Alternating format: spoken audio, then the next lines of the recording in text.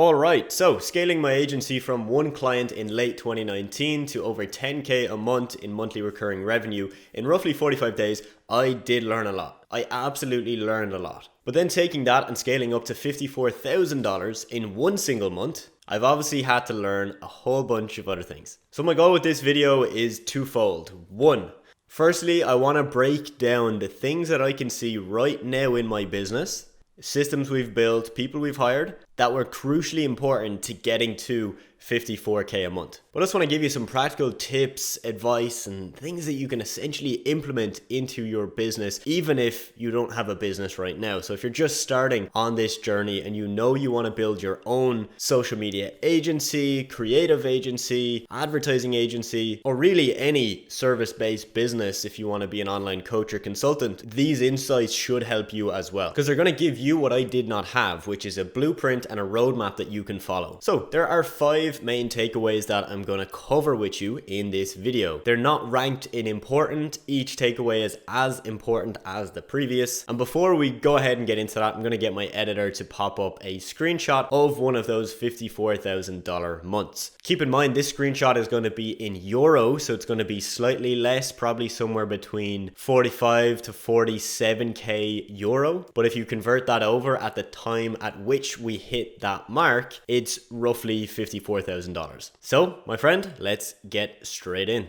Point number 1. Sales. To get to 54K a month in revenue, I did all the sales myself. I have a team, and I have had this team in place for a very long time, handling outreach and booking appointments or booking meetings for my agency, but I was doing all the actual sales calls myself. And the reason I want to bring this up is so many people want to outsource sales, right? They're not confident on the phone. They don't think they'd be that good at sales, and they think that they can hire a salesperson straight away or after their first couple of clients. Now, I'm sure you can do that, and it is possible, but over the past few months, I have built out my own sales team. Now, it's currently one person. We just have a team member who is a client manager in our company, also taking sales calls, and building out the system that she had to follow and getting it to a point where she's actually comfortable on sales calls, she's confident, and she's got a good closing rate. You know, that has not been an easy process. In fact, that's been one of the most difficult things I've done in my agency. And we purposely scaled down a little bit so that I could build that system, get it ready, get her ready, and then we can slowly start to scale back up with a more scalable solution, which is having an actual salesperson. Because look, I'll be honest, when we hit that 54K in a month, I was doing a lot of calls and it was completely draining. I would leave every day feeling really, really tired, but also super hungry the next day to close more deals and to keep growing the company. So do you need a salesperson or a sales team to hit $500,000 a year in your agency? Definitely not. You can do it all yourself. But if you want to be able to scale past that point and scale with, I guess, a little bit more enjoyment and more free time in your life, then yeah, building out that sales team is going to make sense. Point number 2, takeaway number 2, is that you have to reward your team. You are only as good as your team, right? When you are starting off, you may not have a team, you might do everything yourself. And as you start to hire team members, you're probably not going to be paying them that much. You're going to be still very focused on your profit margins, as you should be, and you're not going to give your team bonuses. On the flip side, when we started to pay team members more, when they deserved more, not just, more for the sake of more, but if you hit your KPIs and you're doing a good job,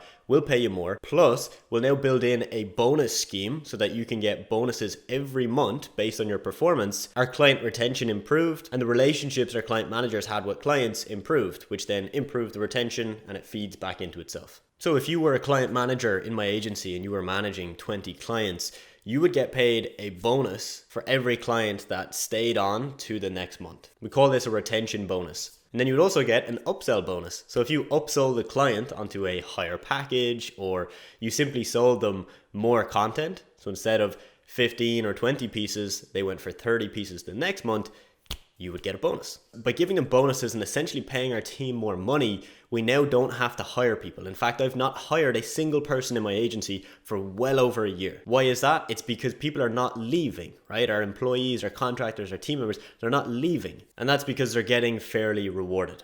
Key takeaway number 3.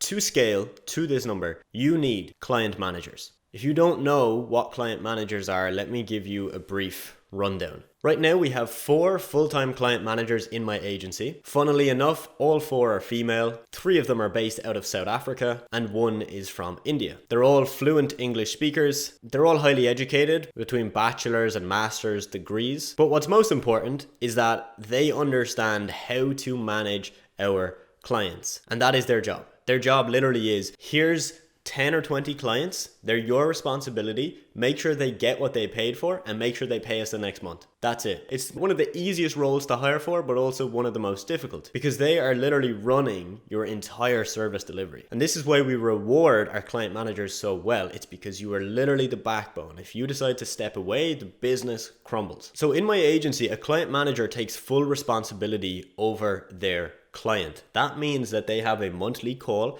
with that client. They deliver everything that the client paid for to the client. So in my case, we deliver to them content, social media plans, strategies, and accountability and coaching. But they also then manage our team because to deliver the content to our client, we don't expect a client manager to learn Canva or Photoshop. They will just interact and work with one of our existing team members. So our graphic designers or video editors. So what this means for me is that I can speak to, let's say, our 4 client managers and know exactly what's going on in the company. And I don't have to check in with every other designer or contractor that we have on our team. So it makes my life very easy because I can talk to 4 people and know the status of the entire company. I don't have to speak to 10, 15 or 20 people. And like, I really can't stress this one enough, right? Client managers are so crucially important because if you don't hire client managers, you are going to be stuck serving your clients. You're going to be stuck on calls with your clients every month. And that's fine if that's what you want to do. But if you don't want to do that for the rest of your life or for the next 2 or 3 years,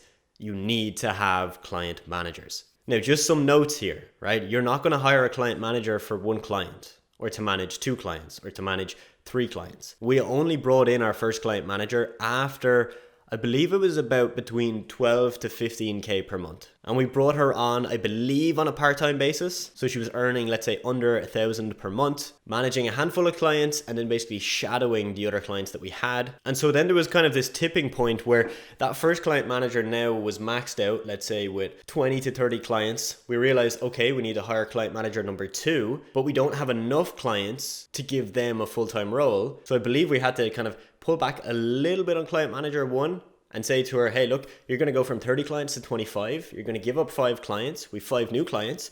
So we're going to give our new second client manager 10 clients. And then you're going to take the time that you spent on the 5 extra clients, and you're going to now coach and work with our new client manager for that time. And that second client manager we hired is still with my agency today. You probably know who you are, so shout out to you. So there you have it, client managers, absolute necessity. I don't have to speak to any of our clients. I don't have to get on any calls. I don't have to get on any calls with clients. I genuinely do not have to communicate with any of our clients unless I choose to. And that to me is like the definition of building a real business. It's you doing the things that you choose to do, not because you have to do them. Because they're being served, they're being looked after. And to be honest, they're being looked after better than I could do. Our client managers are way better at communication, way better at managing our clients than I would ever be able to do. Point number 4, takeaway number 4, is that keeping the human element to your agency is really key for 2 things, for client satisfaction and for client retention. Because if you got satisfied clients, they're going to stay with you longer. And the reason I bring this point up is that a lot of people see my content or they see other content online and they hear about the words, automating your business or